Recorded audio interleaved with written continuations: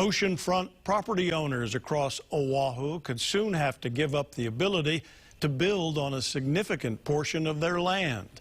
That's as new setback rules are proposed to take effect due to climate change and sea level rise. Gina Mangieri is always investigating and explains what's at stake.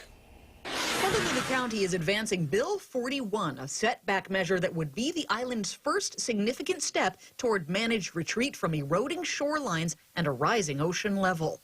We're seeing it on the North Shore, especially where homes are falling into the ocean.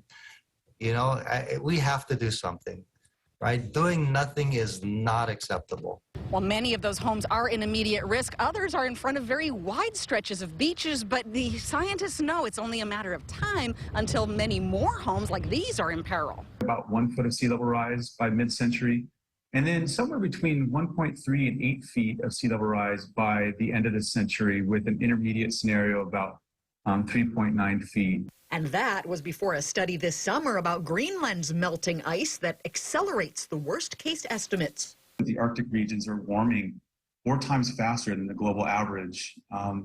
This Greenland study provides important evidence that we're kind of trending away from the lower end scenarios. The Department of Planning and Permitting proposed a 60-foot minimum setback up from 40 across the urban core, but anywhere else it could be that plus 70 times the annual coastal erosion rate, up to a maximum setback of 130 feet. The whole purpose is we're trying to prevent, development along shoreline properties that may be subject to sea level rise. Some large parcels and commercial properties might have 130 feet to spare, but we wanted to know, what about homeowners that don't have that much to give up? I'm concerned, that people that own that land and their houses are going to fall apart on building on sand. Are they going to lose their property? It's kind of sad with the expense of buying. And some temporary exceptions are added in under the current bill under review. We're going to allow for some renovation work, repair work for existing structures. So we're not telling that everybody got to move their house back, right? But on anything new construction on a vacant lot, they have to conform with this new ordinance.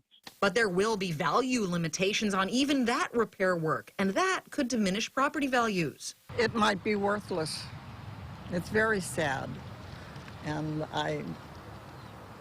yes, they need to do something. The politicians really need to get together, whatever side they're on, and find some way to balance it out. We asked how property owners could be compensated for lost value. That's not in this bill, but lawmakers say it needs to be considered. Perhaps condemnation might be the fairest thing, so at least we pay fair market value for the land.